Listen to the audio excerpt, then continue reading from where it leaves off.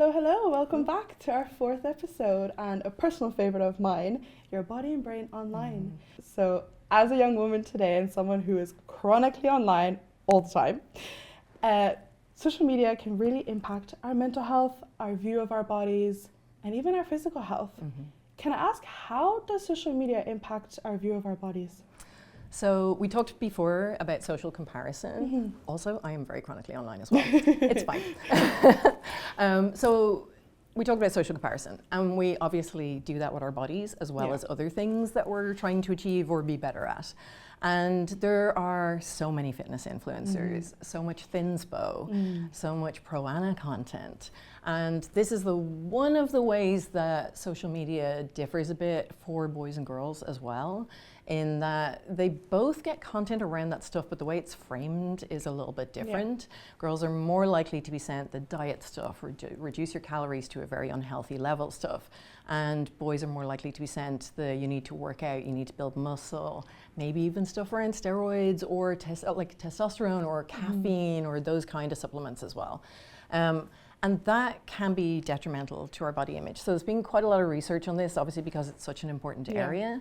And like one really big study in Australia found that when they surveyed people with questions that relate to the clinical diagnosis of eating disorders, they found about 20% of people, of young people, had met that level of criteria, right? So a lot of young people are struggling with healthy eating, and there's a lot of content which is promoting unhealthy eating as normalized, right? So you see all these, what I eat in a day, and it's basically like 5 drinks and 2 of them are ones that like send everything through your system. That's not healthy kind of content at all.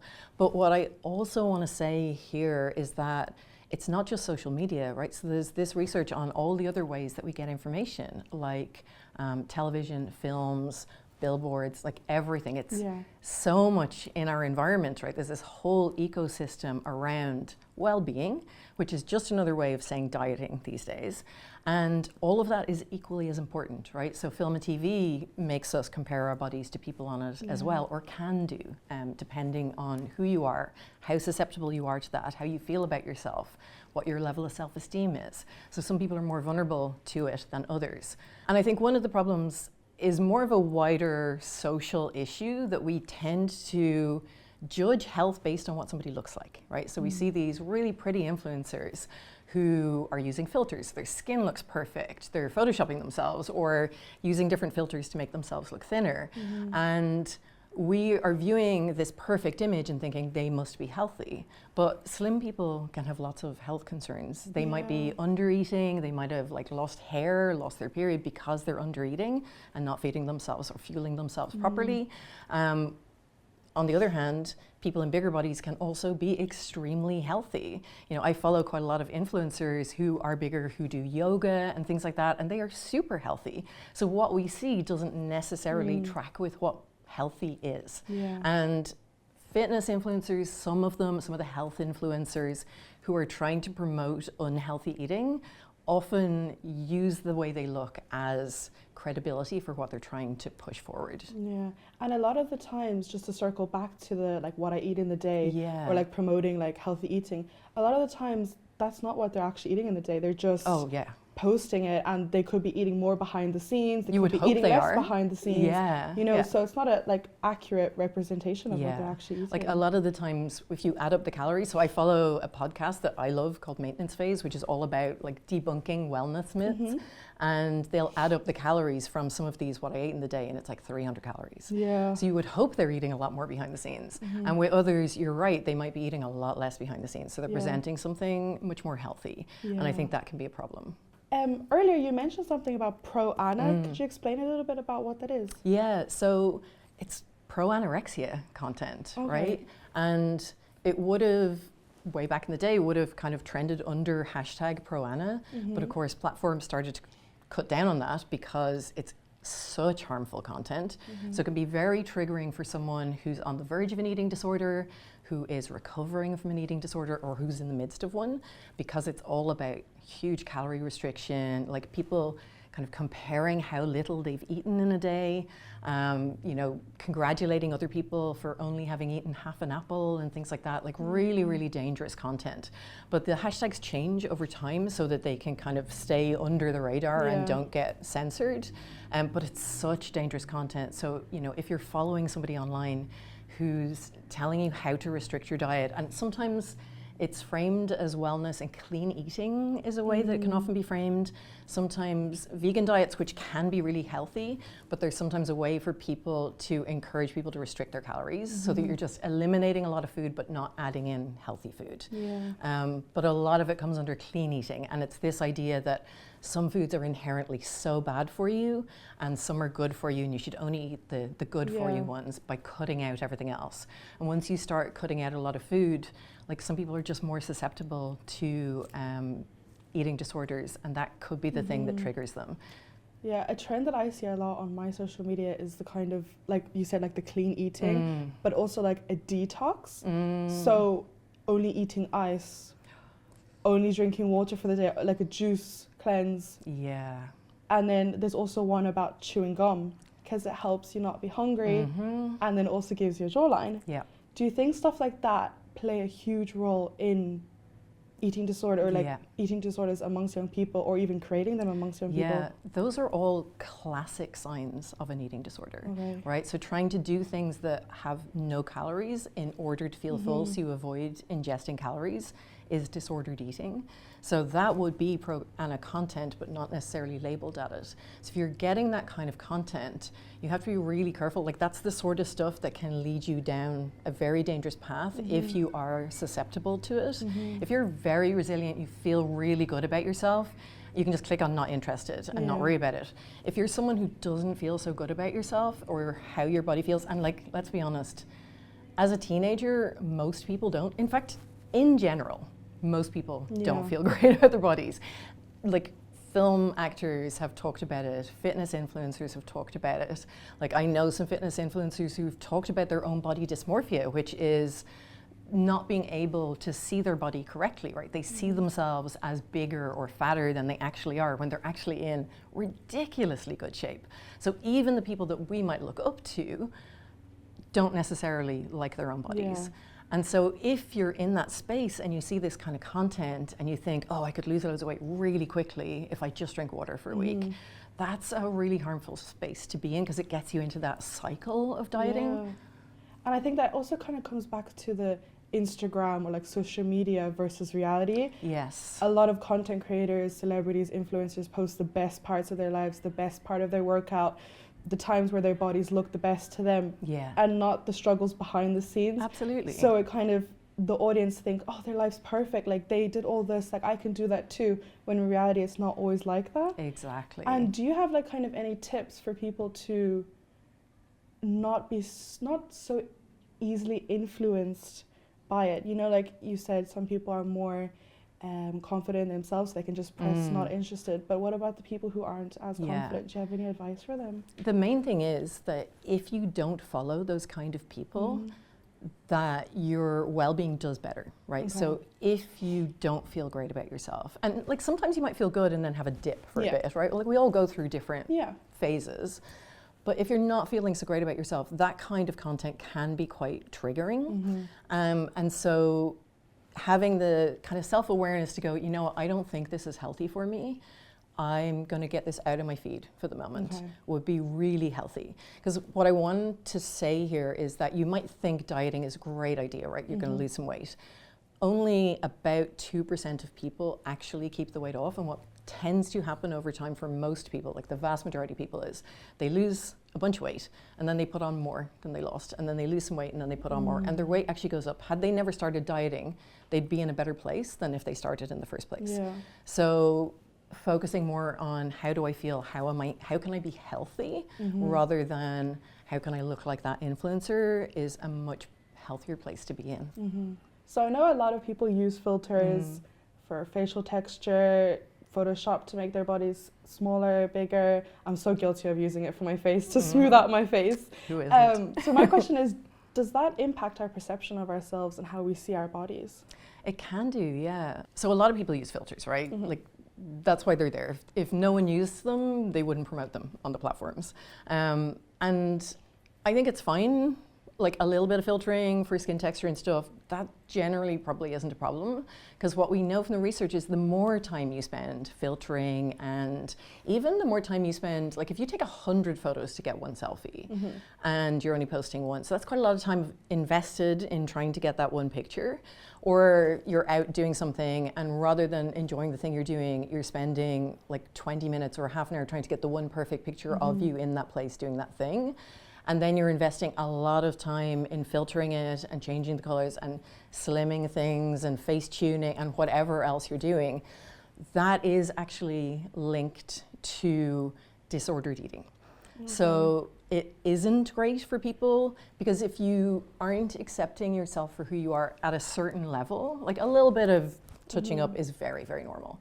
But if you're really going in there and changing a lot of stuff and you're so unhappy with like what you look like in your photographs, that might be an indication that there's something deeper going on. And that's where maybe talking to somebody trusted is really useful, or like going to a website like Bodywise, because they have so many really good resources. It doesn't mean you necessarily have an eating disorder, right? It's a correlation, which basically just means there's a relationship between the two things. It doesn't mean one is causing the other, but it's a sign that you might want to take a look at what that behavior means for you.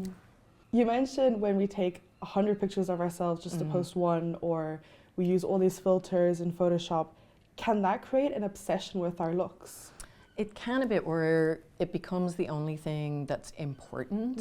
And we care so much about the image of ourselves that we're putting up online, usually because we're following people that have created an image that's quite unattainable and isn't necessarily real, right? So we know there's influencers online who show the difference between what they look like in real life versus lit and posing a particular way and sucking their stomach in. We also know that like a lot of beauty influencers, whether that's makeup or skincare influencers, their videos are filtered, right? So people are trying to achieve this perfect skin and perfect body, but what they're trying to achieve isn't actually real. And so that can create something that is really difficult for people, right? That can be quite stressful, because they're like, I'm doing all the things and yet I'm not getting there, so I have to do them better. Maybe I'm doing something, maybe I need to spend more on more products so that I get that. When in actual fact, they're going after something that's not even real. Yeah, and do you think all of that, and with the rise of social media, do you think this really affects young people's mental health? Because I think that social media and the rise of social media is worsening young people's mental health. What do you think? And I think a lot of people do think that. Yeah. In fact, I think everybody thinks social media must be bad for your health, for your mental health. What the research suggests is actually like a lot more nuanced than that.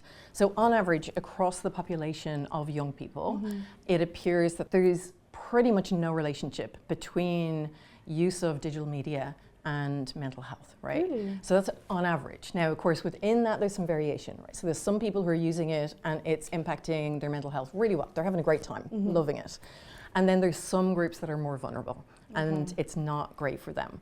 And instead of us focusing on this idea that it must be so bad for everybody, what ends up happening with that is if you're using social media and you're enjoying it, you end up feeling like you should be ashamed of how much you're using it, you beat yourself up for using it, you feel guilty about it, and that impacts potentially your mental health, rather than what you were actually doing on there. So this discourse we have about how it must be bad for us might be worse than the actual thing itself. But for some groups, they are definitely more vulnerable. So people who are more likely to compare their body to other people. So it's like a personality trait almost. So some people are very likely to do that and some people are very unlikely to do that. For people who have low self-esteem, for people who are following a lot of influencers and not real people, and that's all they're seeing is this ideal that isn't necessarily even real, that might be a problem. So it's looking at who we're following and what our behavior is and how that's impacting on us is so important. And maybe even like talking to friends and looking at who are we all following and why are we following these people? What is it that I'm getting out of this that is speaking to me, and is that helpful for me, or is it creating this really negative conversation in my own head about what I'm watching. So social media and like our use of it doesn't create struggles, it kind of brings out something that might have been in there already. Yeah. Okay. And it can definitely amplify it because of the amount of content we consume. Yeah. So like while we do see things on TV and in film and they're all impactful as well, if you're spending 3 hours a day every day on Instagram looking at amazing people, that is definitely amplifying it. Yeah. And do you think social media can be used positively for mental health? Like it kind of can be a support system in a way for people who may feel alone or feel like they're the only one feeling like this? Absolutely. So we talked in another episode about community and how people can find community and support each other. So there's loads of communities for different mental health issues. So for neurodivergence, which isn't a mental health issue, but for people who are neurodivergent, they have their own struggles in a world that's not designed for them. And so there's so much information. Now, with that comes a lot of misinformation. You've got to find really good spaces. But there's so much information online about that and people you can connect with and share experiences with and feel like you're not alone. Same for any kind of health, mental health issues, if you're suffering from depression, anxiety. But even if you're not looking for a specific community, people share, like if you've got friends that you can share with, sometimes it's just a meme that's like, this is how I'm feeling today, but it's like a funny way of expressing it. And that's a way to connect and to share what you're going through without having to get into a big, deep conversation. Or it can be an opening to see if other people are feeling the same way, so that when you meet again in person or if you're chatting online, they can go, you know what, I actually really do feel like that and this is hard. Are you doing anything that's helping? Or, you know, so it can be really useful as a way to support ourselves. It can be really useful to find information about anything that's going on for us, but you've got to be so careful about where you get your information from. And we talked about that with influencers. But one thing I want to highlight is that, you know, the number one thing that's searched for on ChatGPT in Ireland is mental health. And ChatGPT is the most used AI platform in Ireland. It's also the worst platform because it's bad in so many ways. We could do another episode on how bad this is, but it is so bad. But it's not a search engine, it's not a doctor, it often gives you wrong information, it tells you what you want to hear. And so a lot of people are starting out by going in looking for information on, say, depression or why am I so anxious all the time? And then they're getting into it and they're asking questions almost like they'd ask a therapist. Okay. But a therapist is trained to support you, which doesn't mean agreeing with you, right? So you might say something like, all of my friends hate me. ChatGPT isn't going to challenge those thoughts. It's going to give you what you want to hear. Whereas a therapist might say, well, do you think that's actually true? Why do you think that's true? And get you to work through it and like be resourceful yourself and learn from it. They'll also give you space to think and absorb things, whereas ChatGPT will just keep going. So it's not useful, and it can actually be really problematic in some cases. So if someone is feeling very depressed and they're talking about something like taking their own life, a therapist is required to make sure that you get help and to report it. ChatGPT, not necessarily. It's actually very bad at responding. So if you're going to use an AI chatbot, don't use ChatGPT to start with. Like Claude is a better free one, but don't use it to look for medical advice of any kind, whether that's physical or mental, because you don't know if the information's wrong for a start, and you're better off either finding something like the HSE or the NHS as a place to start and then talking to somebody. Because you don't want to get incorrect information that makes things worse. Yeah, I think ChatGPT brings out those fears in us, especially when it comes to physical health. And we go to ChatGPT and we're like, I have a rash, what does that mean? And it always brings out the worst. It's like you have smallpox. Yeah, it brings out the worst possible outcome from it. So do you think it like heightens our fears and makes us more paranoid? Yeah, and even Google can do that as well. Like it gives the results that are most popular. So if you put in, you know, I've had a headache for 2 days, it'll tell you have a brain tumor, because that's what people click on, because they're like, oh my God, I could have a brain tumor. And that's what's really engaging. So yeah, it's not a great way to get information. You have to be very, very careful about what you're getting from it. Yeah, ChatGPT is not our doctor. No, definitely not. And what about TikTok? Because I know a lot of people use that for medical advice too, and like the quick fixes. What do you think about that? It can be really problematic, but it can also be useful. So, you know, we've seen a rise in things like anxiety, depression. We also have a rise in the number of people being diagnosed as neurodivergent, autism, ADHD, etc. And that is not necessarily caused by the use of social media. But one thing that can happen is people see something online and they're like, oh, that sounds like my experience. Maybe that's what's going on with me. And it can be a way to help people identify what's going on with themselves. It can also lead to over-identification. So people see, you know, like you see things about neurodivergence, for example, that are very much based on what neurodivergence is about. But you also see, I always leave my cup in this place. Does that mean I'm autistic? And it's like, well, no, loads of people do that. So it doesn't mean you're autistic. But it can lead to over self-identification of these things sometimes, or like it's a kind of a quirky idea of what neurodivergence is rather than a disability, which has problems for people. So you do have to be so, so careful with that information and pick someone who is really reliable, actually a doctor, talking about things that are accepted scientific fact and not saying, I'm the only person who believes this, all the other doctors are wrong. Like, if someone's saying everybody else in my field is wrong, there's a real problem there. And making sure that it's a medical doctor and not just not a chiropractor or a PhD in online dating. Like I said, don't take medical advice from me. So we have to be so careful where we get information from. You really do, and increasingly more and more, definitely. If you need any additional information about any of the topics that we have discussed, you can check out the link that we have shared.